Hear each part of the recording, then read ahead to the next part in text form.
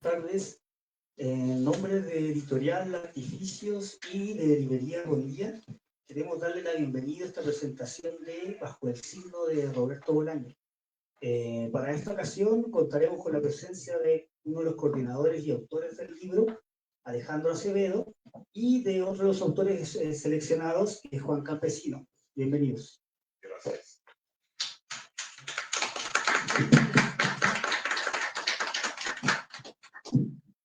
Bueno, gracias, Manuel. Antes que todo, agradecer, por supuesto, a la Librería Bonilla. Estoy muy contento y muy emocionado de poder tener este espacio con ustedes, cómplices, a los que asumo cómplices desde el principio. Porque, bueno, no es fácil venir a la presentación de un libro después de la fiebre futbolera. Igual quisiéramos estar en casita reflexionando sobre lo que fue nuestro equipo. Pero no, aquí estamos todavía hilando ideas, todavía sosteniendo un diálogo inteligente, interesante, que para mí la literatura justamente es eso, un diálogo interesante. Lo único que vale la pena para mí, de entre tantas cosas cotidianas que sinceramente muy pocas me importan, pero la literatura como tema de conversación me parece que es vital y necesario en estos tiempos.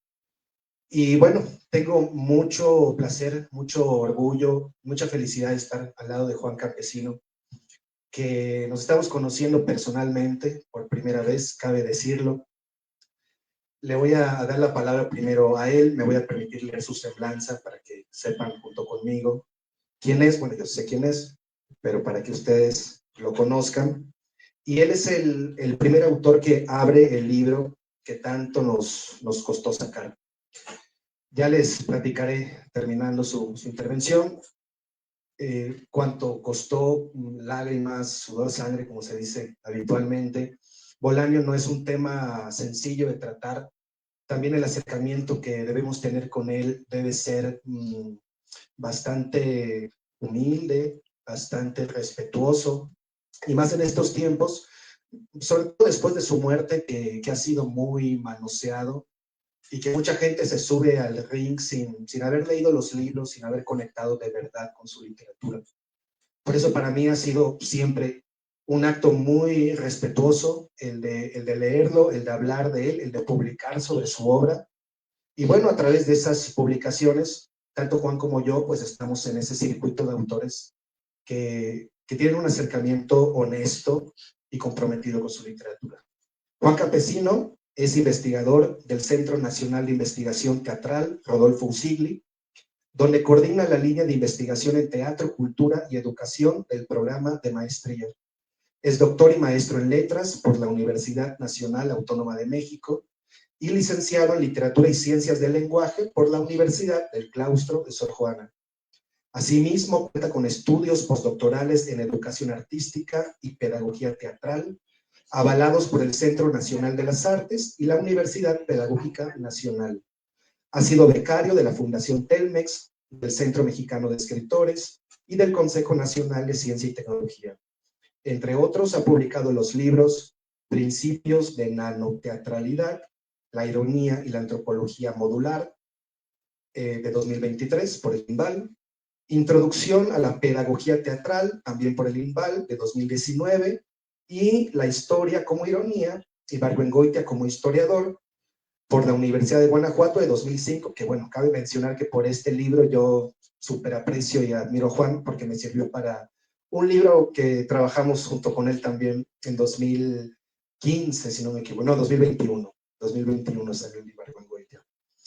Y bueno, también es autor de las obras de teatro La Lámpara Verde y Los Árabes son el enemigo, también por la Universidad de Guanajuato, de 2007, que también tengo y leí en su momento cuando hacía yo la maestría en Guanajuato. Finalmente, mencionar que pertenece al Sistema Nacional de Investigadores desde 2020. Les pido nuevamente, por favor, un fuerte aplauso para Juan y le cedo la palabra.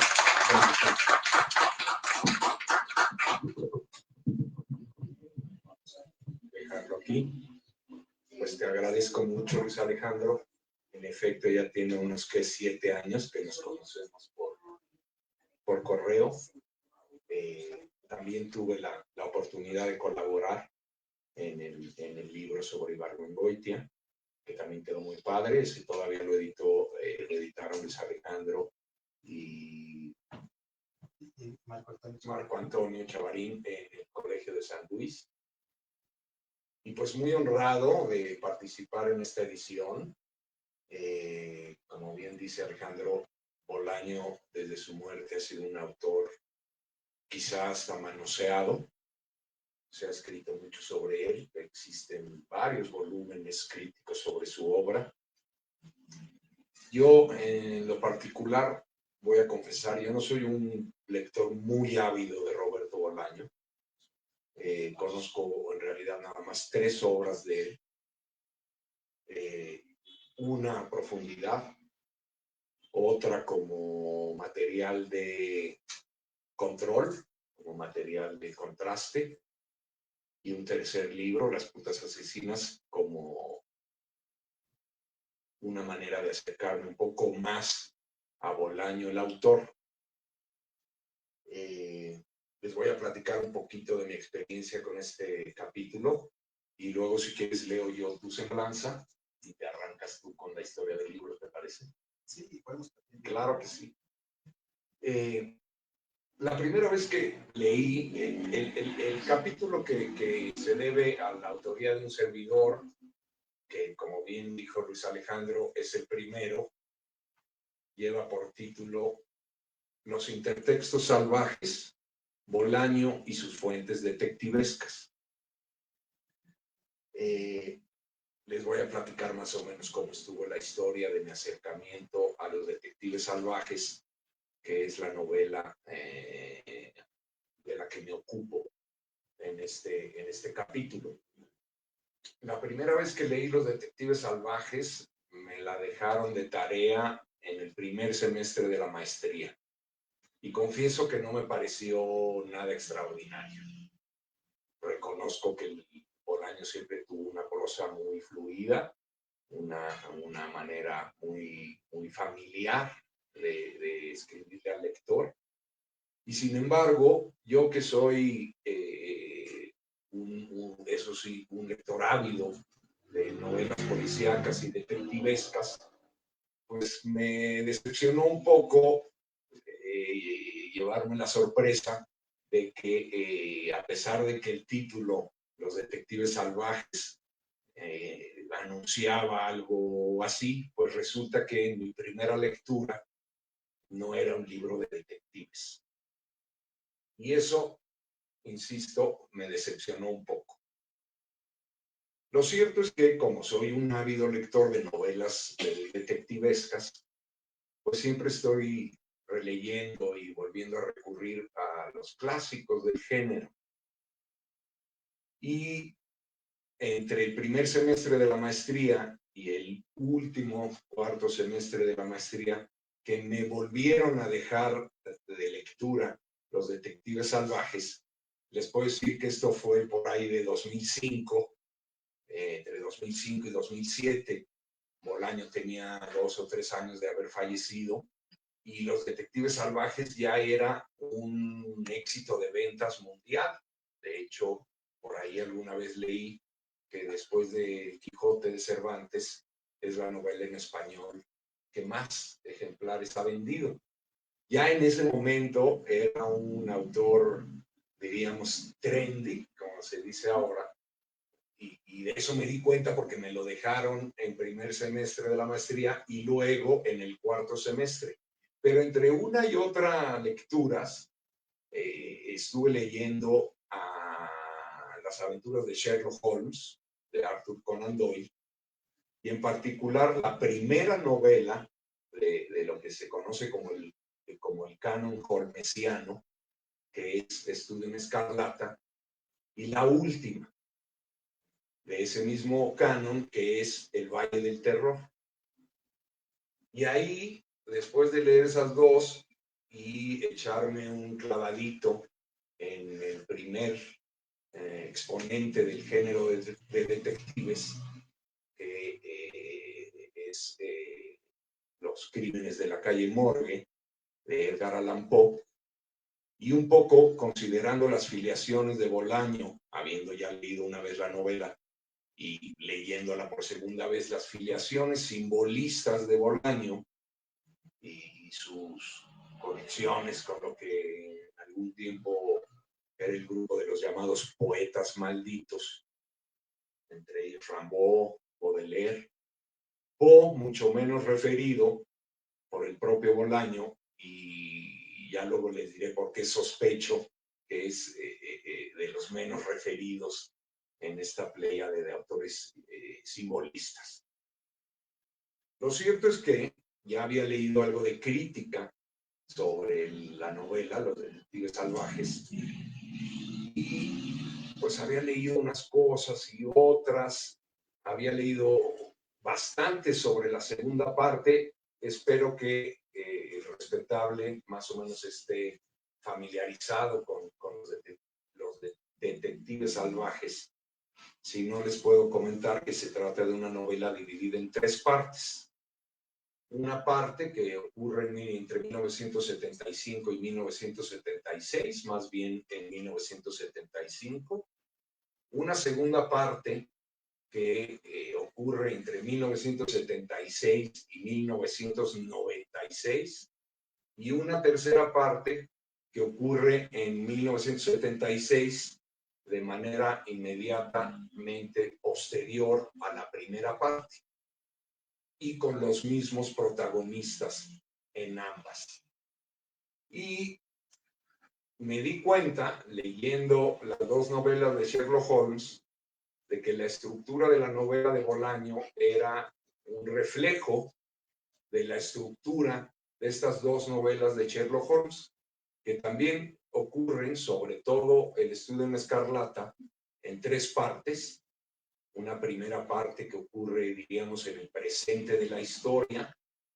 Una segunda parte que se va 20 años atrás del presente de la historia. Y una tercera parte que funciona a manera de epílogo y que le da cierre al caso que investigan Holmes y Watson en la primera parte. Y también El Valle del Terror tiene una estructura muy parecida. También empieza con una primera parte que ocurre en el presente, luego una segunda parte que se va 20 años atrás, y finalmente un epílogo que no está, digamos, incluido en el texto como un apartado, sino como el final de la segunda parte, pero que también regresa al presente de la historia, quiero decir. La cosa es que en Sherlock Holmes, en estas 2 novelas, muy del detectivismo clásico, el caso se desarrolla en el presente de la historia y los 20 años que se va atrás en las segundas partes vienen de alguna manera a redondear y completar la información que se necesita para resolver el caso de manera detectivesca. Y entonces me di cuenta de que Bolaño había hecho la cosa al revés. Tenía una primera parte que ocurría en el presente de la historia y luego una segunda parte que se iba 20 años pero hacia adelante. Y luego una tercera parte que regresaba al presente de la historia. Y con una lectura más aguda, ya con este tenor en la cabeza, me fui dando cuenta de una serie de señales que el propio Bolaño había depositado en su novela y que remitían directamente a estas 2 novelas de Conan Doyle, pero también a Los Crímenes de la Calle Morgue. El indicio más claro es el hecho de que, como Watson, la primera parte de la novela de Bolaño es un diario, el diario de Juan García Madero, que es, en este caso, lo mismo una especie de acompañante de los detectives. Los detectives vendrían a ser Arturo Belano y Ulises Lima, que se ha escrito mucho y se ha tematizado mucho y se sabe que Arturo Belano es un alter ego de Bolaño y que Ulises Lima es un alter ego, personaje inspirado en Mario Santiago Papasquiaro, otro de los poetas del movimiento infrarrealista, que en la novela cobra el título de real visceralismo, ¿no? El caso es que como la novela de Conan Doyle, el Estudio en Escarlata, que es la primera de todas sus aventuras, el propio Watson nos dice que esto que vamos a leer es su diario, y que a continuación nos cuenta cómo conoció a Holmes y cómo Holmes se fue a vivir al estudio de la calle Baker, donde los dos estarían viviendo el resto de las aventuras de Holmes. Y, en fin, fui encontrando otros indicios que me hicieron leer la novela de Bolaño en una clave paralela al Quijote de Cervantes con respecto a los libros de caballería, que es no lo puedo decir de otro modo, es la clave paródica de la literatura. Cuando un autor retoma a otros autores o un catálogo de autores y les da un giro, a veces de 180 grados, como en el caso de Bolaño, para exponer primero una admiración por el género, una admiración por el autor o los autores, digamos, retomados, pero también una especie de hastío del género. Una especie de hastío que, por ejemplo, cuando Cervantes escribió la primera parte en 1605, ya tocaba a todos esos libros de caballería que pues venían de aquellos tiempos del ciclo artúrico y también de los cantares de gesta medievales en España y Francia, pero también, por ejemplo, del cantar de los nivelungos. Lo cierto es que Cervantes retoma 2 o 3 libros paradigmáticos de este catálogo, en particular el Amadís de Gaula, el Don Galaor y algunos otros en menor medida. Y bueno, lo cierto es que Bolaño hace lo mismo con las 2 novelas de Conan Doyle y con el cuento de Poe. Y la relación con el cuento de Poe me vino tras releer la segunda parte, que está compuesta de unos 80 y tantos o 90 testimonios que personajes que conocieron a Lima y Velano exponen ante una especie de autoridad superior. Solo en uno de ellos se menciona a Velano como el interlocutor del testimonio. Todos los demás se dan en una especie de tiempo y espacio muy ambivalente, en el sentido de que van pasando después del misterio, porque lo mismo que en Estudio en Escarlata, el misterio de Bolaño ocupa la primera y la tercera parte. Y la primera parte deja en suspenso la conclusión del misterio detectivesco y la retoma en la tercera parte para darle cierre a ese misterio.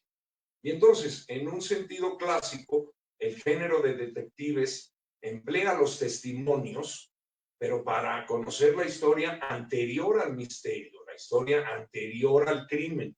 No les quisiera platicar el final de la novela de Bolaño, pero concluye con el crimen, a diferencia del género clásico que pone el crimen al inicio del relato para que el detective pueda ir siguiendo las pistas hasta resolver el misterio. Aquí no, aquí el crimen está puesto al final de la segunda parte, de manera que, de la tercera parte, perdón.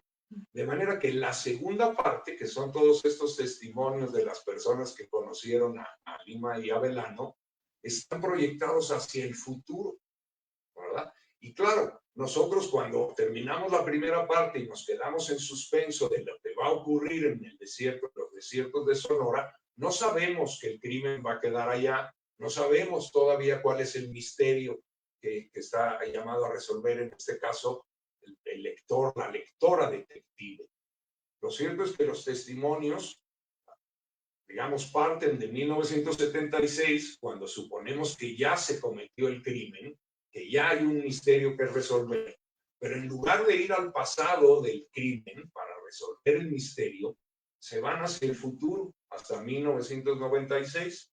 Lo cierto es que lo que Bolaño hace en este caso es desplazar el misterio del propio crimen a los detectives, porque los detectives pues están llamados a convertirse en los criminales. Eso sí ocurre tal cual en Estudio en Escarlata y sobre todo en el Valle del Terror, porque en el Valle del Terror la segunda parte es la historia de un detective encubierto que está persiguiendo a una banda de criminales en Pensilvania. De hecho, la banda fue real, se les conoció como los Mulligans, me parece, y fue uno de los casos más importantes de la primera agencia de detectives Pinkerton. Esta agencia de detectives que en toda la tradición del género negro estadounidense aparece mencionada, aparece referida, y no es raro que aparezcan agentes de esta agencia de detectives Pinkerton. Entonces, y resulta que en el Estudio en Escarlata, la segunda parte es una historia también de 20 años atrás, para que conozcamos la historia del asesino del crimen que están investigando Holmes y Watson. Y lo mismo ocurre en la novela de Bolaño, solo que ocurre en un sentido figural, porque no podemos conocer lo que pasó antes, solo conociendo lo que pasó después. Y los testimonios solo nos testimonian de sucesos que ocurrieron después del crimen, después del misterio, salvo uno, que es el de Amadeo Salvatierra, que es pues propiamente el motivo del misterio, el motivo de esta pesquisa de Lima y Bolaño, y Lima y Velano, y el propio García Madero a Sonora a buscar a esta poeta legendaria, Cesárea Tinajero. Entonces ellos se convierten en detectives al final de la primera parte y sobre todo en el transcurso de los testimonios de Amadeo Salvatierra. Y van a tener su desenlace detectivesco en la tercera parte, es un regreso de 20 años al pasado. Y esto se presenta de manera invertida en relación con las novelas de Conan Doyle. Y entonces así me puse a investigar un poquito más y pues fui encontrando otros indicios no tan importantes en términos de extensión de estructura, pero sí muy relevantes en términos de la relación de los detectives salvajes con toda la literatura de policíaca y de detectives que leyó Bolaño, de la cual menciona solo en Los Detectives Salvajes su afición por Agatha Christie, y también encontramos un paralelismo con Asesinato en el Express Orient, justamente por los testimonios, el mismo paralelismo que encontramos con los crímenes de la calle Morgue, cuya parte central es una seguidilla de testimonios que le permiten a Dupin encontrar la verdad y darse cuenta de que fue un chimpancé el que entró a la recámara de Madame, ahora se me ve el nombre, precisamente por los testimonios. Pues resulta que el lector, la lectora en la segunda parte del libro está llamado a convertirse en el detective, pero tiene que desentrañar el misterio no con información previa al crimen, sino con información posterior. Y en esta información posterior aparecen algunos de estos signos del ominoso que Luis Alejandro esclarece en su propia colaboración en el libro, como el aspecto satánico de Velano y Lima, que hace referencia al James Spade del Halcón Maltés, del que también se habla de su aspecto satánico. Y ahí están Lima y Velano vendiendo marihuana para solventar sus gastos, y suponemos a veces fumándosela, haciendo eco de aquel Sherlock Holmes en el signo de los cuatro se encierra a inyectarse cocaína diluida en tal porcentaje y con alguna otra mención a su afición también a la morfina. Y en fin, la cantidad de paralelismos en verdad llama la atención si leemos Los Detectives Salvajes en clave paródica, porque abundan, ¿verdad? Abundan quizá en la misma medida en las centenares de entrevistas que concedió Bolaño, pues omite referencias a su catálogo de novelas policíacas y en cambio habla mucho de los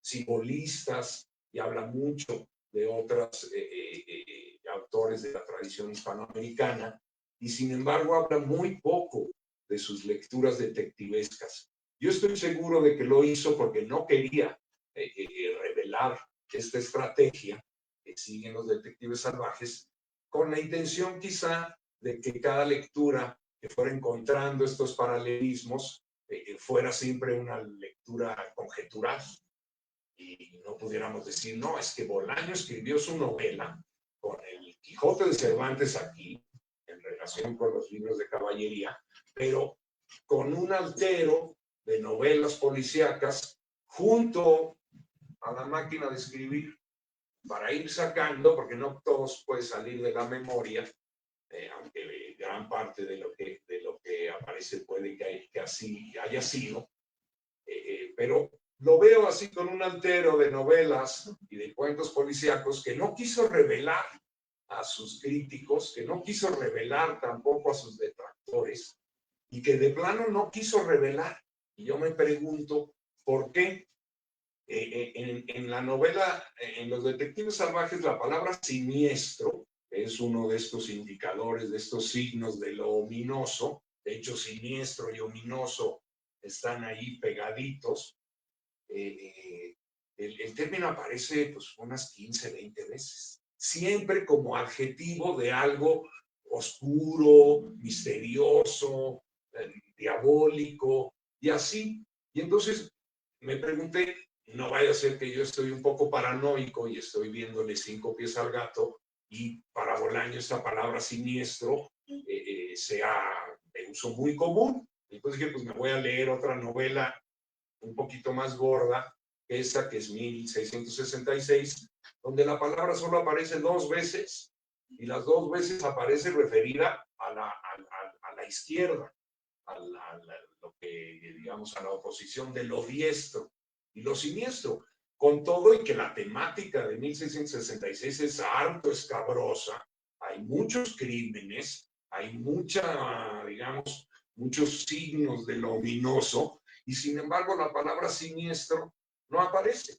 Y sí aparece muy seguido en Conan Doyle, en Raymond Chandler, en Dashiell Hammett, en Agatha Christie, y de hecho hasta en Agatha Christie se tematiza la palabra como si proviniera de una novela de detectives. Y yo supongo que de ese fragmento fue que Bolaño tomó el recurso, tomó esta repetición que aparece en su obra y que a mí me confirma el hecho de que en efecto Bolaño escribió su novela con las primera y la última novela del canon holmesiano, junto a Los Crímenes de la Calle Morgue, junto a El Asesinato en el Expreso de Oriente y junto también a algunas novelas del género negro estadounidense, sobre todo de autoría de Raymond Chandler y de Dashiell Hammett.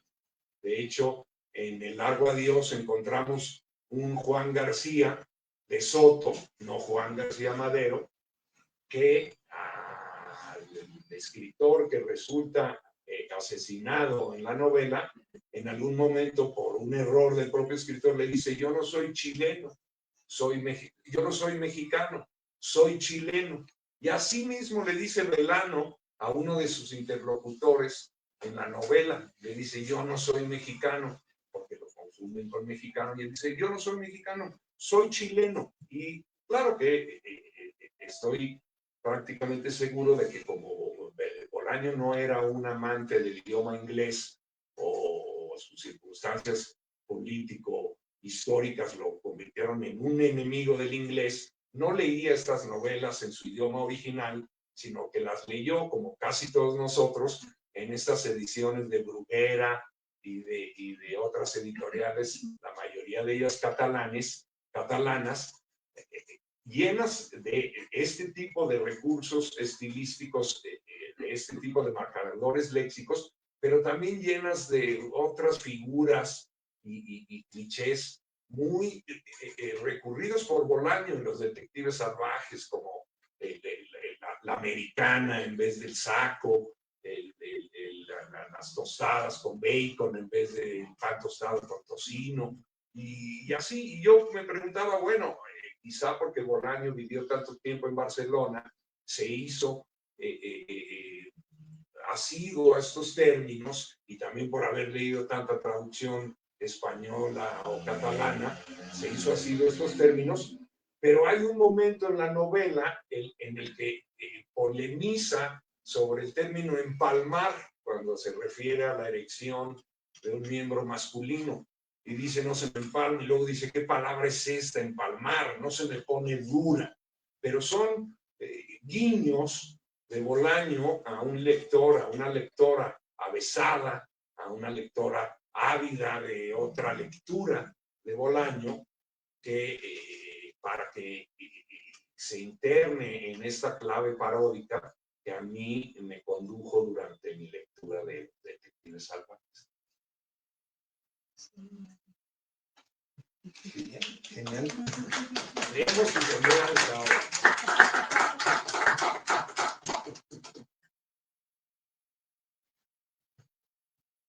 Luis Alejandro Acevedo Zapata es doctor en literatura hispánica por el Colegio de San Luis, con postdoctorado en el estudio de los géneros autobiográficos, Maestro en literatura hispanoamericana por la Universidad de Guanajuato y licenciado en letras hispánicas por la Universidad Modelo en Mérida, Yucatán. Ha realizado estancias de investigación literaria en la Universidad Nacional de Rosario, Argentina, en la Université Sorbonne Nouvelle París III, en Francia. Ha escrito tesis de investigación centradas principalmente en la literatura autobiográfica en sus distintos géneros y expresiones. Sus líneas de investigación incluyen este campo, así como la literatura mexicana, la literatura hispanoamericana y la innovación educativa en el área de los estudios literarios. Es miembro del Cuerpo Académico Consolidado Innovación Educativa. Pertenece al Sistema Nacional de Investigadores desde el año 2023. Actualmente es profesor investigador de tiempo completo en la licenciatura en Docencia de la Lengua y la licenciatura y la literatura en la Facultad de Pedagogía e Innovación Educativa de la Universidad Autónoma de Baja California, ubicada en la ciudad fronteriza de Mexicali. Gracias, Juan.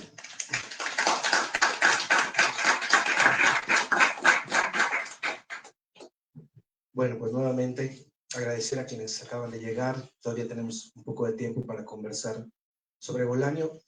Realmente siempre estoy pensando en Bolaño, siempre estoy pensando en las novelas, siempre estoy pensando en qué más se puede decir de nuevo sobre su obra. Siempre estoy pensando en cómo decir las cosas que me importan sobre Bolaño de forma escrita, de forma oralizada con los estudiantes. El origen de este libro tiene mucho que ver con los estudiantes, pero tiene mucho que ver también conmigo como estudiante.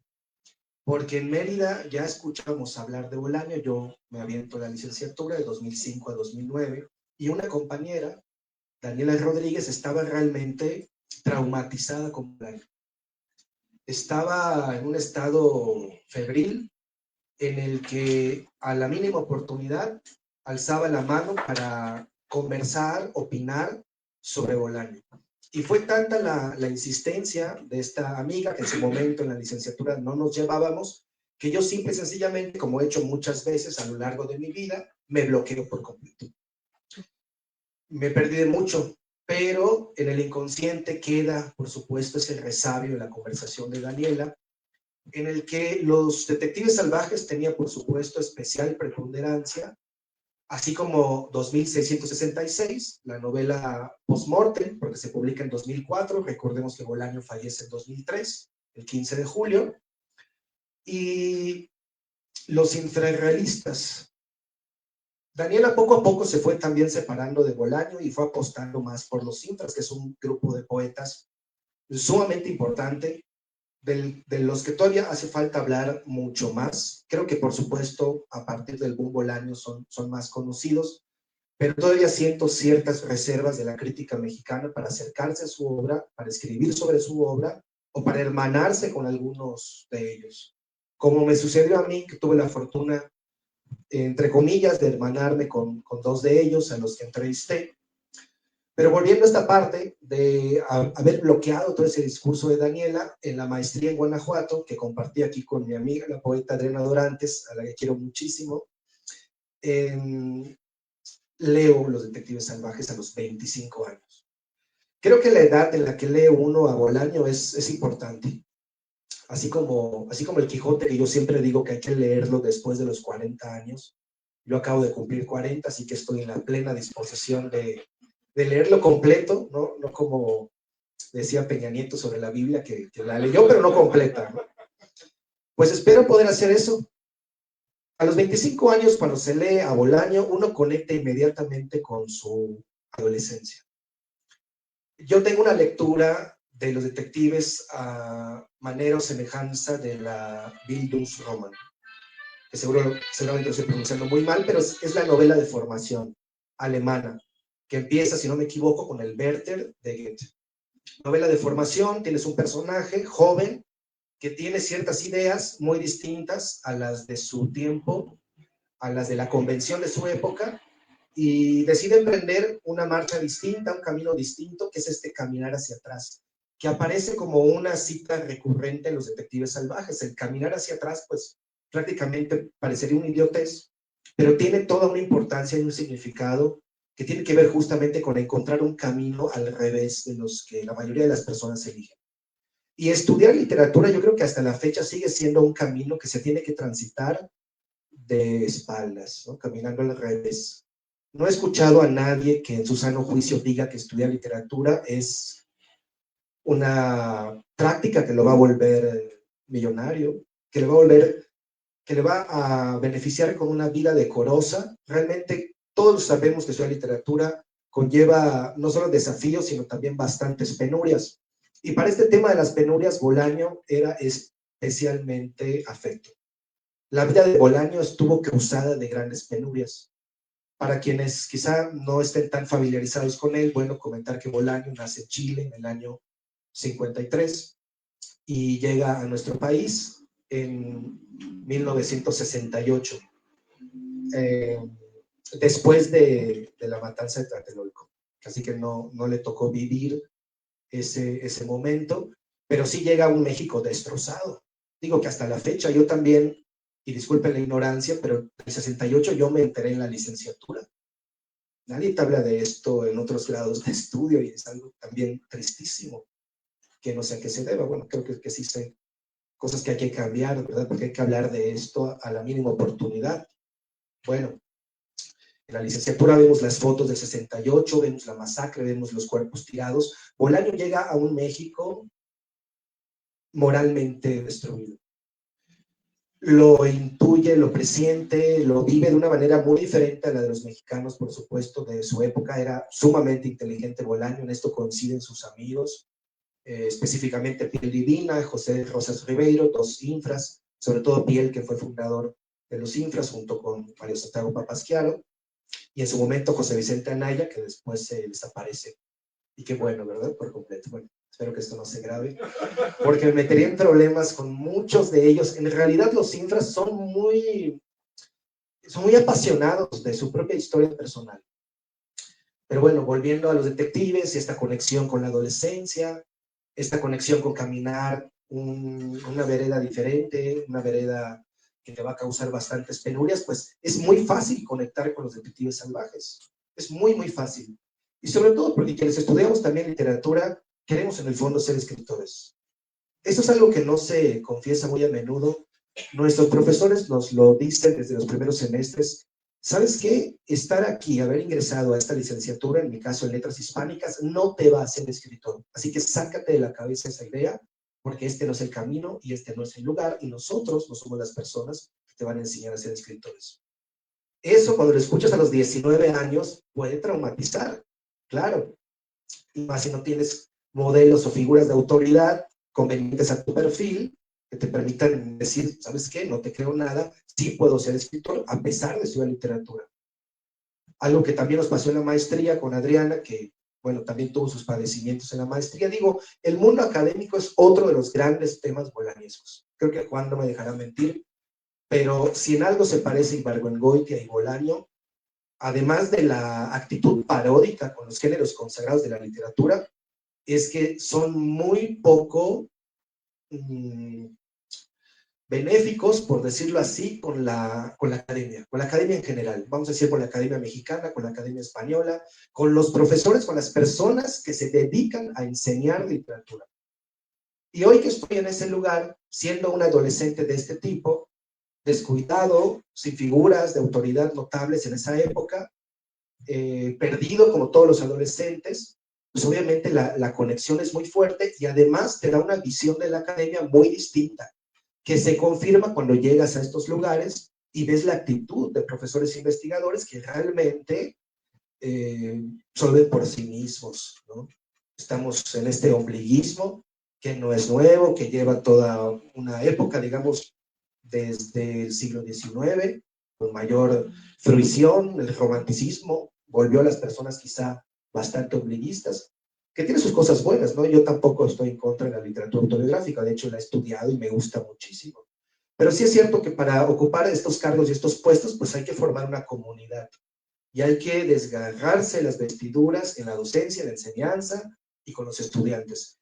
Creo que Bolaño lo hizo desde una trinchera muy particular, realmente desde el aislamiento. Bolaño estuvo distante de los infras desde que se va de México. Esto es importante porque él se va en 1973, cuando el golpe de Estado chileno. Este pasaje es interesante porque Bolaño afirma que estuvo detenido 11 días cuando el golpe de Augusto Pinochet contra Salvador Allende.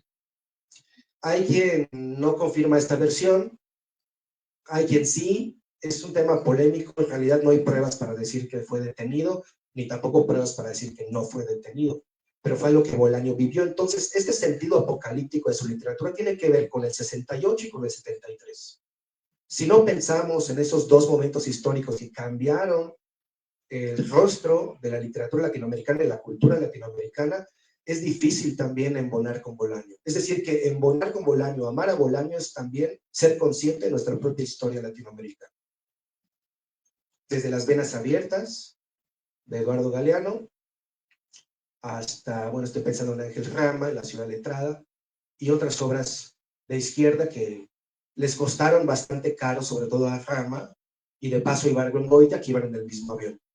Y se desploman el 27 de noviembre del 83, que es un acto que dicen que fue un accidente, pero hay versiones, y afortunadamente hay personas valientes, críticos, jóvenes valientes, que dicen, no, fue un atentado de la CIA. Y hoy que vivimos tiempos post-pandémicos, pues para mí la CIA sigue aún más involucrada en lo que hacemos como mexicanos.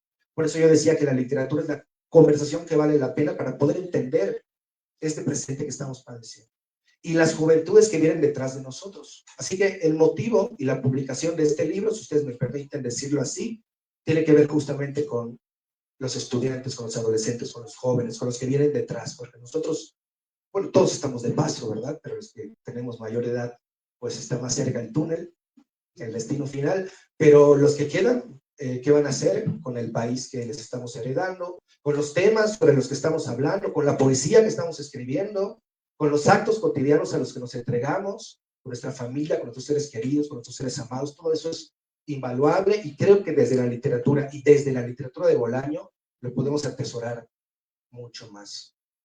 Bueno, estamos casi en tiempo. No sé, Manuel, si estás por ahí, si quisieras que abriéramos una pequeña sesión de preguntas.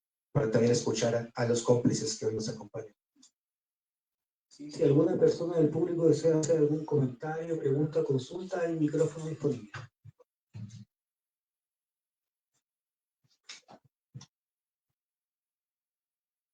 Algo contra la Academia Mexicana, para seguir despotricando contra ella. Este tema es muy bonito. Yo hablo de la Universidad Autónoma de Baja California, donde trabajo desde hace 4 años. Llegué idealizando, como siempre, estos puestos que no son fáciles de conseguir, pero pues la realidad siempre supera la ficción. Así que podemos hablar sobre eso, podemos hablar sobre qué más viene en este libro. No les he hablado de los autores que vienen en este libro. Por ahí hay una pregunta. A ver, aquí la señorita de negro con la niña, creo que tiene una pregunta. Sí, bueno, me gustaría saber el proceso que se llevó a cabo para sacar adelante el libro. Gracias. El proceso. Hace unos meses hacía un chiste sobre la chica del proceso, ¿verdad? La que se queda en el proceso contigo es la que vale la pena. Bueno, el proceso de este libro ha sido tortuoso para mí. En realidad estoy hasta avergonzado con Juan porque me demoré muchísimo en que se publicara. Esto obedece a muchas razones. Muchas tienen que ver con la academia que me está tocando conocer. Creemos que es fácil a veces entusiasmar a un directivo con un proyecto de esta envergadura, que no es sencillo hacer un libro en territorio fronterizo. Hay mucha literatura, pero todavía hay un aparato que no permite que esto fluya de manera debida. Así que por esa parte de la gestión fue complicado. Queríamos hacer un libro que estuviese editado bajo 3 universidades, como en un momento determinado por correo electrónico le comenté a Juan, si no me equivoco, que era el Colegio de San Luis, que era la Universidad Autónoma de Ciudad Juárez, en Chihuahua, donde uno de los coordinadores también trabaja de profesor a tiempo completo, y la UABC, en donde estoy. Pero los canales de comunicación son muy lentos, las peticiones a veces son un poco absurdas, te dicen una cosa, luego te dicen otra, y esto va atrasando semestre a semestre algo que debió salir. Este libro debió salir, yo considero que en 2023, a finales del 23 debió salir. Y hubiera sido un buen tiempo. Bueno, el tiempo de más que se tomó, pues nos permitió afinarlo también, eso es cierto, ¿no? Porque la vida del profesor siempre está con los deadlines encima y realmente para dedicarse a la literatura te tienes que hacer tutor de muchos grupos, tienes que investigar de temas que también le convienen a tu facultad, dar clases, mínimo son 15 a 19 horas a la semana de clases, algunas virtuales, más la gestión, que en este caso, como eres nuevo en la universidad, te dan a la fuerza una gestión, que es una coordinación en este caso. A mí me dieron primero la coordinación de la maestría en educación. ¿Qué hacía yo con temas de educación cuando vengo de literatura? Pues bueno, tronarme la cabeza y pues poco a poco ir sacando adelante ese papel, porque bueno, de todo hay que hacernos responsables, ¿no? Esto parece una excusa, parece un desahogo, y creo que lo es ambas cosas, pero el libro está aquí.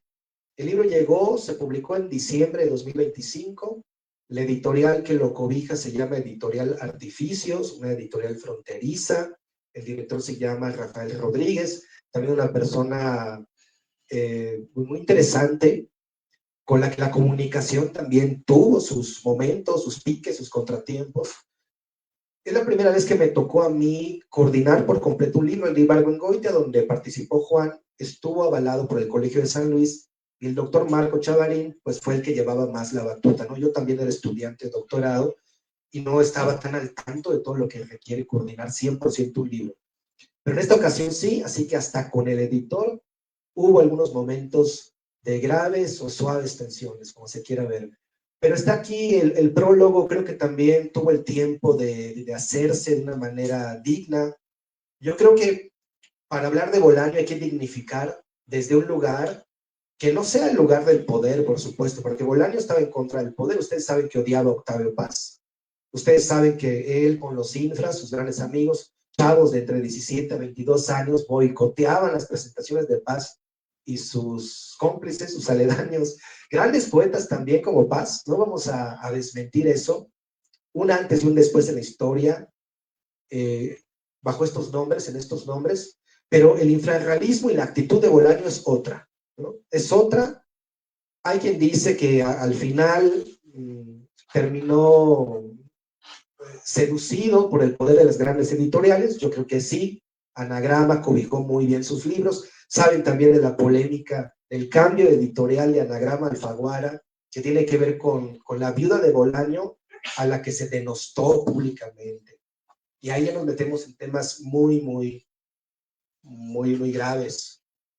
Ella tomó cartas en el asunto con abogados, le quitó todo el poder a Jorge Herralde, le quitó todo el poder a Ignacio Echeverría, me parece, que era el editor de Anagrama.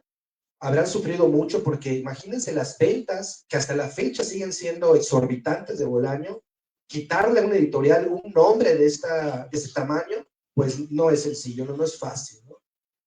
Y no sé qué opinarán ustedes, no sé Juan también, qué opinará sobre este cambio con Alfaguara. No tengo todavía ningún libro de Bolaño en Alfaguara. El de los detectives de Anagrama está cotizado. La edición, hay una edición dorada de pasta dura, está cotizado arriba de 10,000 pesos en el Mercado Libre, la última vez que lo vi, espero ya bajado. El de Anagrama ya está cotizado a ese nivel, y yo lo tengo y lo presté, y no me acuerdo a quién, y dije, cuando llegue un momento de vacas flacas, pues lo siento, lo siento, amigo. Ya hice mucho por ti. Sí, no sé si alguien tiene ediciones de Alfaguara de Bolaño, se ven muy grandes. Lo último que vi sobre el último libro que sacó, este editorial de entrevistas de Bolaño, viene atrás sin índice, es muy interesante, ¿no? O sea, la gente que realmente lea Bolaño no se va a tragar una edición nada más porque sea de Alfaguara, así porque sí, la van a revisar a conciencia. Y hay textos de uno de los autores de aquí, Roberto Rodríguez, un cubano expertísimo en Bolaño, un gran amigo, ahora está en Estados Unidos estudiando su postdoctorado, que dice, ¿cómo es posible que no traiga un índice? Y además el nombre de las personas que lo entrevistaron no es relevante, viene hasta el final. Y claro, omitieron a Mónica Maristain, que falleció el año pasado. No fuimos amigos, pero fuimos cercanos, estuvo muy pendiente del libro, también junto con Juan me preguntaban y yo no sabía dónde meter la cara, de decirle ya va a salir, nos falta esto, estamos sobre esto, falta un presupuesto, no les he hablado de esa parte, pero bueno, al final se solventó. Creo que Mónica alcanzó a ver la versión electrónica previa a la oficial y ya no alcanzó a ver la versión oficial electrónica porque falleció. Por eso el libro está dedicado a Mónica Maristain, que fue la última persona que entrevistó a Bolaño. Yo la conocí a Mónica aquí en 2013 cuando vine a vivir a la Ciudad de México. No he dicho que soy una persona absolutamente provinciana que a los 27 años aprendió a usar el metro de esta maravillosa ciudad, que yo de alguna manera sabía que me pertenecía, pero no había podido caminarla, ni transitarla, ni mucho menos usar el metro por mí mismo. Lo logré en 2013, conocí a Mónica Maristain, me firmó el libro que tiene sobre Bolaño. Esa última entrevista es muy reveladora, pero no fue incluida en la versión de Alfaguara. Así que el resentimiento en el mundo de Bolaño pesa, y en el mundo de los ultrarrealistas pesa, y realmente sí están divididas las facciones entre quienes, digamos, tienen una verdad muy diferente a la de la viuda, y quienes están con la viuda, porque bueno, fue la última persona con la que Bolaño vivió. Ciertamente Mónica dice que hubo otra, por eso los asuntos legales que no puedo comentar. No sé qué pueda pasar, si alguien nos llega a escuchar en el infinito y más allá, pero son temas muy interesantes que siguen tensando la cuerda bolañesca. Yo los invito a acercarse a Bolaño, yo los invito a cifrar una actitud con él, una actitud cómplice con él. Como todos los grandes autores de la literatura, creo que son nuestros mejores amigos. Cuando más solos estamos, los libros siempre, aunque parezca muy cursi, muy choteado, van a estar ahí parpadeándonos para que los saquemos del anaquel del olvido, donde nuestra propia ignorancia a veces los coloca, pero ahí están los libros disponibles. Luchemos contra las redes sociales o usémoslas a nuestro favor. No sé que sea más fácil o más difícil, pero ahí está, aquí está el libro, cuesta 350 pesos. Les puedo pasar la versión electrónica completamente gratuita, no hay ningún interés de lucro con este libro, sino que simplemente llega a las personas indicadas y como los que estamos aquí cómplices, ¿no? Voy a repetir muchas veces. No sé si contesté a tu pregunta. Sí, está bien. Sí. Yo agregaría a lo que dice Luis Alejandro. Hay un cuento de Cortázar que se llama El Perseguidor, que es la historia de un biógrafo que de manera indirecta ocasiona la muerte de su biografiado, que es un gran jazzista, inspirado en Charlie Parker. El personaje del cuento se llama Johnny Carter, no podía ser más explícita la relación. Y lo cierto es que el biógrafo se beneficia de la muerte de su biografiado porque solo así puede escribir la biografía definitiva. Ya no hay manera de preguntarle al muerto, y creo que eso fue un poco lo que pasó entre Herralde y Bolaño. Herralde tiene una biografía de Bolaño que salió después de la muerte de Bolaño y que se considera una biografía bastante autorizada, sobre todo porque ya no se le puede preguntar a Bolaño qué tan autorizado, qué tanta autoridad tiene la biografía. Entonces sí creo que hubo un tema ahí con Herralde, pero sí me gustan todavía más las ediciones de Anagrama que las de Alfaguara. Entonces yo también espero volverme un poquito más famoso y vender la mía, que tiene mis propias anotaciones. Entonces a lo mejor eso hace que se venda. ¿En qué decías? En Mercado Libre. ¿Pero en cuánto decías tú? Estaba en 10,000 la última vez que lo vi. Ponemos 11,000 Sí, porque 11 trae mis propias anotaciones. Sí. Yo quería preguntar sobre la portada. ¿Cómo fue la elección de esa pintura? El romanticismo, creo es, ¿no? Del caminante frente al mar o algo así. Sí. No sé cómo relacionan eso con Bolaño. A mí me sorprendió mucho cuando la vi porque no es lo que yo pensaría que ilustra a Bolaño. Sí, fue muy arriesgado, me la han criticado mucho, fuerte. Uno de ellos, Roberto Rodríguez, el cubano que comenté, no sé si lo ubicas, Adri. Y otros me la han halagado. Está bien polarizada también la discusión en torno a si esta imagen representa la actitud bolañesca. Yo en mi capítulo, que ya comentó Juan, sí uso el cuadro de Friedrich, de Caspar Heinrich Friedrich, de 1818, El caminante sobre el mar de nubes, para hablar de los detectives y 2666. Sí fue una atribución que yo me tomé porque mi capítulo toma ese cuadro para poder decir ciertas cosas a partir de esas novelas. O sea, sí es una mala jugada mía, o una jugada conveniencia mía, de decir, vean esto, quiero que lo vean como yo, porque sí soy un poquito egoísta en esa parte de intentar que las personas miren lo que yo veo.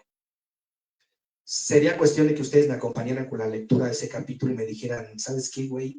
Ni así realmente calza con la actitud bolañesca. Pero lo que me pareció interesante de ese cuadro es que una amiga en 2023, cuando estaba por salir el libro, estaba explorando la inteligencia artificial generativa para crear imágenes y le había pedido a la IA una visión apocalíptica que tenía que ver con la pospandemia. Le dio una serie de instrucciones y lo publicó en Facebook. Y la IA le devuelve una imagen que está en este libro que yo utilizo, que le pedí prestada a mi amiga Raci Marisol Machachi, yucateca de ella, como yo, y que es idéntica al caminante sobre el mar de nubes. Es decir, que el caminante regresaba en otras versiones, bajo otros colores, bajo otras texturas, mostrando exactamente lo mismo, que estamos aquí en ese lugar incómodo que es el lugar de la historia, porque la historia es incómoda. O sea, realmente enterarnos de todo lo que han hecho nuestros políticos y gobernantes y hasta los escritores que nos representaron, no es cosa muy dócil de tratar. Altera los nervios. Entonces la IA regresaba una versión del cuadro de Friedrich. Yo dije, pero ¿Qué está pasando? Somos nosotros, o sea, esta imagen realmente nos representa a nosotros. Sí, intenté que... Hay una versión de la portada donde yo le pedí a la diseñadora gráfica chilena que pusiera Bolaño de espaldas. Le dije, pon a Bolaño de espaldas.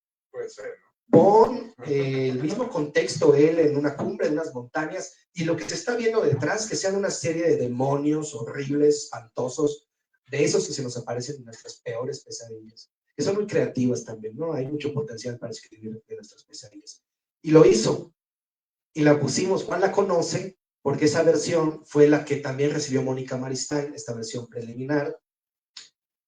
Pero cuando la vio Roberto Rodríguez me dijo, ¿pero qué es eso, Alejandro? No tiene nada que ver con Bolaño, ni con los libros, ni con la literatura latinoamericana.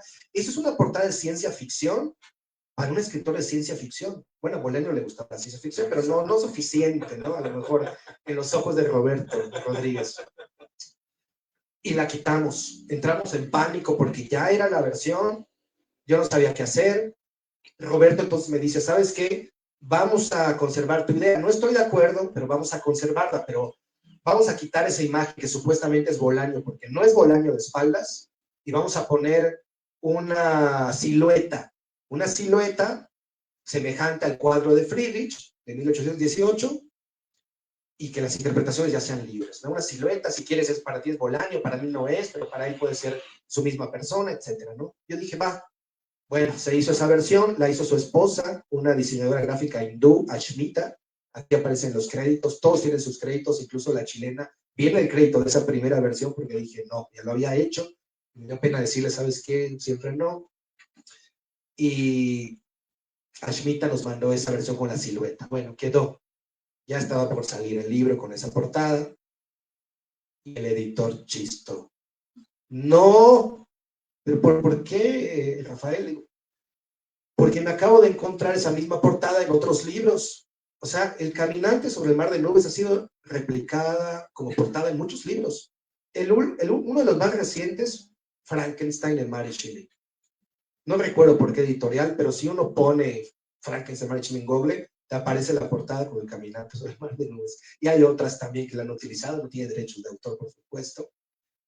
Y Rafael estaba espantadísimo, dice, no, yo hasta lo del prestigio de su editorial, me acuerdo muy bien. Algún día entre copas le diré, oye, el prestigio de tu editorial estaba en juego con esa portada tan terrible.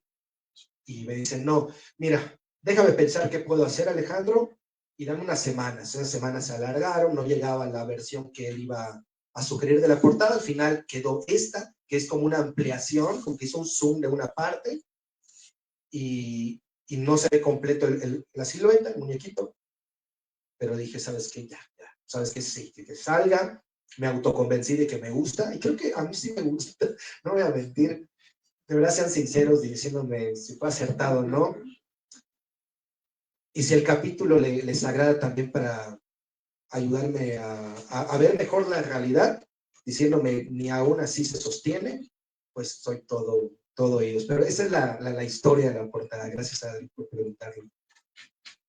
Digo, también se podría agregar que David Friedrich, gran pintor romántico, un gran pintor, manejaba un realismo de alta gama, es decir, un detalle que puede estar mucho en relación con el infrarrealismo de este grupo de poetas, de escritores disidentes y disruptores. Entonces, a mí cuando me mandó ya esta portada Luis Alejandro, le dije, me encanta David Friedrich, y me convencí de que era la mejor portada. Y además sí puede ser Bolaño de espalda, ¿no?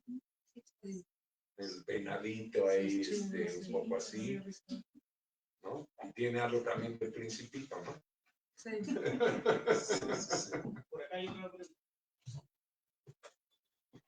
Hola, buenas tardes. Me gustaría hacerte una pregunta justo acerca de lo que estabas hablando, de la vida académica. Me gustaría saber cómo fue para ti el toparte con esta realidad académica, qué sentiste tras todo este rigor académico, cuáles fueron tus ilusiones, cuáles eran tus ilusiones y sobre todo, ¿cómo te sentiste? Gracias. ¿Cuál es tu nombre? Mi nombre es Emilio. Emilio, gracias, Emilio. Pues mira, me gustaría que también Juan lo comentara un poquito, porque él también es académico, con una trayectoria muy amplia, como ya escucharon.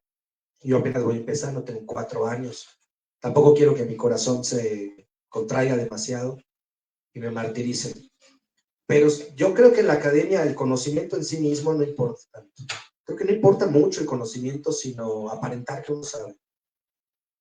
Creo que importan los presupuestos, creo que importan las fotografías, creo que importan los aplausos, creo que importan incluso las operaciones corporales que se hacen las personas para, pues, supuestamente tener más valía personal, no sé, tema muy raro.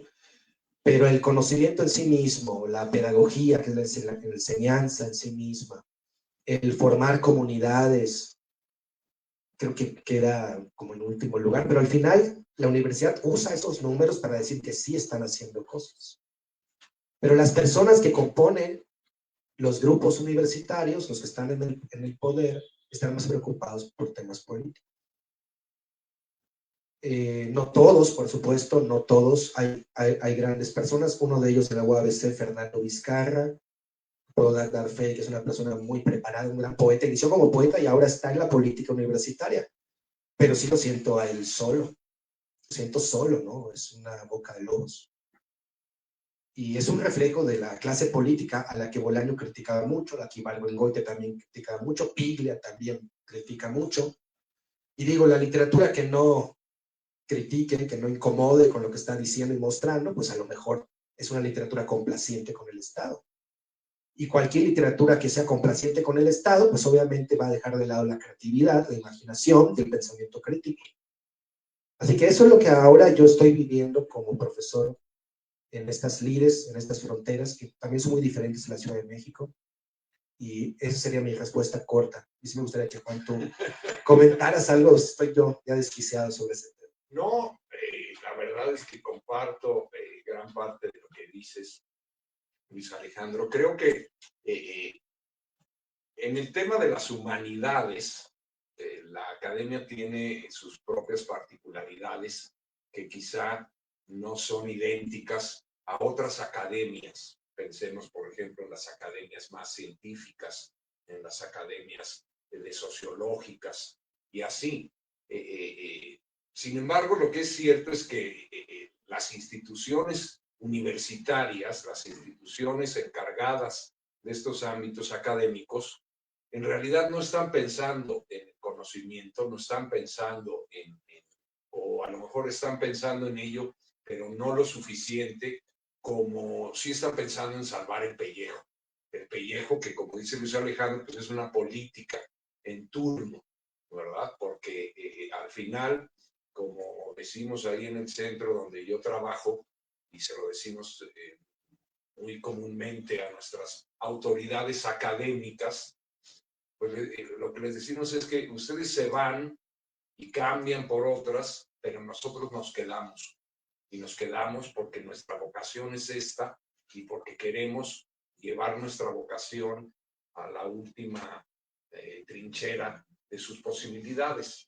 Y lo cierto es que eso ocurre. Estos administrativos de las academias pues van y entran y salen, según entran y salen también los gobiernos estatales y los gobiernos federales. Y entonces pues ahí es donde la cuestión de la política, que no tendría por qué ser tan mala per se. Yo soy un gran defensor de la política cuando es auténticamente política, pero lo cierto es que estos lugares están llenos de políticos, que son otra cosa, no son la política, porque como bien dice Luis Alejandro, toda buena literatura tiene que ser política de algún modo, ¿verdad? Y si no, pues sí está destinada a perecer. Y las literaturas que van perdurando, pues son aquellas que tienen sus propios posicionamientos políticos y también su crítica de los políticos, ¿verdad? Porque estos políticos parece que se multiplican y que hoy en día nos tienen copados, pero la verdad ya son varios siglos, ¿no? de abusos. Desde la colonia, ¿verdad? Uh-huh. Ahora que estábamos haciendo el tour, que por primera vez lo hicimos en Coyoacán, en el Turibús, pasamos por la casa en donde torturaron a Cuauhtémoc. ¿no? Hernán Cortés torturando con y veo la imagen terrible, la clásica, ¿no? De los pies quemados. Dices, pero de veras que es increíble, ¿no? Que hayan tantos de estos episodios y que los trivialicemos también, ¿no? Como que no nos detengamos a ver esas imágenes ominosas que la imaginación nos puede proporcionar. Tampoco pienso que hay que ir por la vida asustado y paniqueado, a lo mejor como este capítulo en el que escribo de Bolaño lo sugiere. Yo creo que el único camino posible para quien se dedica a la literatura es el de la felicidad. Y saber transmitir esa felicidad a las generaciones que vienen, pues es un acto difícil, y por felicidad no vamos a decirles, tápense los ojos, perdón, tápense los oídos, cierren, tápense los ojos también, no ven nada, no escuchen, y vivan sus vidas con sus redes sociales, viendo lo que les apetece y lo que no les apetezca, lo que les incomode, bloqueenlo, ¿no? Bloqueen a esa persona que habla de política, de buena política, bloqueen a esa persona que habla de una religión que no me gusta, o de un escritor con el que no concuerdo. No es muy fácil ahora bloquear a las personas para no ver esas realidades incómodas. Y creo que nos estamos perdiendo de mucho, porque el camino a la felicidad es dialéctico, ¿no? ¿Alguna otra pregunta, consulta final? Hola, buenas tardes, noches. Comentaste que 1968 y 1963 influyeron en la literatura de Bolaño. Bueno, mi pregunta es, ¿qué otros autores, en particular hispanoamericanos, o sí, hispanoamericanos en general, tienen la influencia sobre Bolaño? Bueno, y también veo que, bueno, un poco al margen, que murió muy joven, ¿no? A los 50 años, según entendí. Nació en 53 y murió en 2003. Pero bueno, es un comentario aparte. Y otro comentario aparte también es sobre la academia, pero eso ya que termine la... Eso off the record. Eso sí, es después de que termine la presentación. Pero la pregunta es sobre los autores que ya mencionaste, bueno, has mencionado algunos.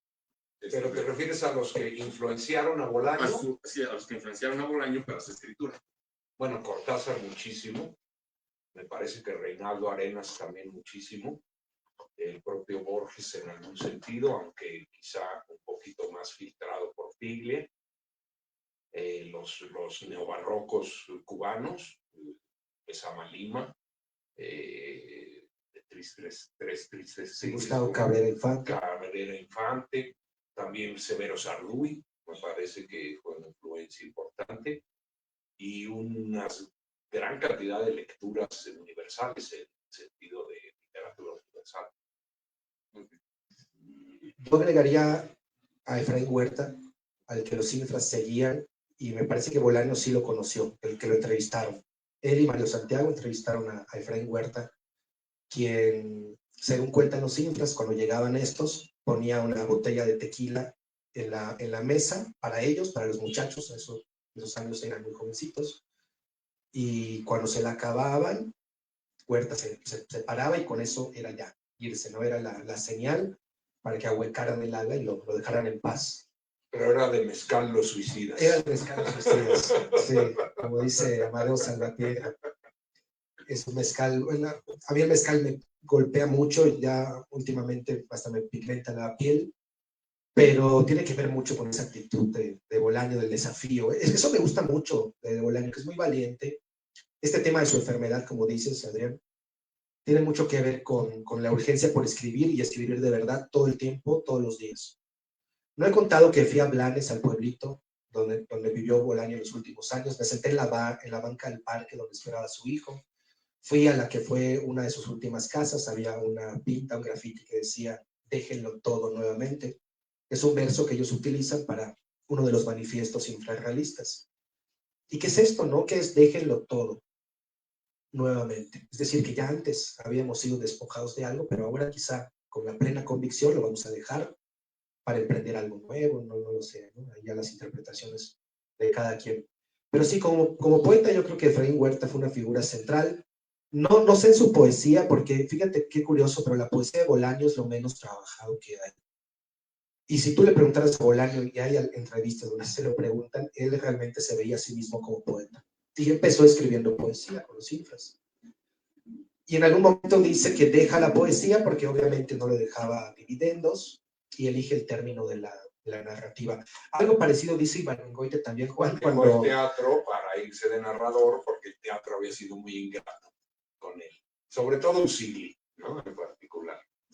Hoy también en este tour nos acordamos, mi esposa y yo, de aquel artículo que escribió Ibargüengoitia sobre Alfonso Reyes, hablando mal de las obras teatrales de Alfonso Reyes, y gracias a eso lo boicotearon y deja la columna semanal que tenía en el Excelsior, ¿verdad? Uh-huh.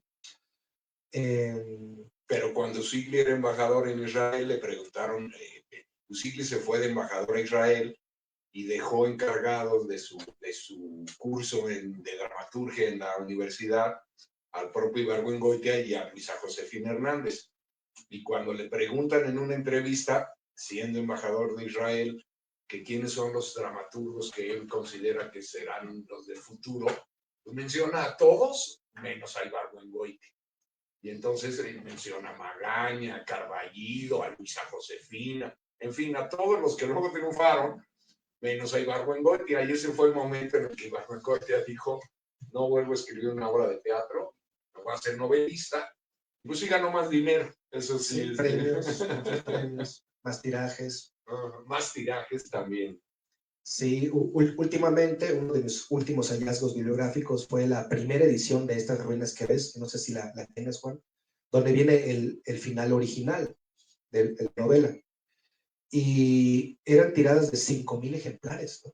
5,000 ejemplares. Hoy, ¿quién puede tirar 5,000 ejemplares? Un autor joven, nuevo, es muy difícil. Ahorita son de 500 y ya es mucho. Por ejemplo, está sobre demanda. Y bueno, me atrevo a decir como manera de cierre también, porque creo que ya el tiempo lo tenemos encima, que quien de verdad no tenga hoy para llevárselo, acérquese y yo se lo regalo, se lo llevo, ¿vale? Pero que volvamos a encontrarnos aquí o en correo electrónico y que esta conversación realmente sea un rito de iniciación para llegar a Bolaño. Desde la edad que tengamos, ¿no? Eso no importa. Pues cerramos. Les doy un aplauso a ustedes y muchas gracias.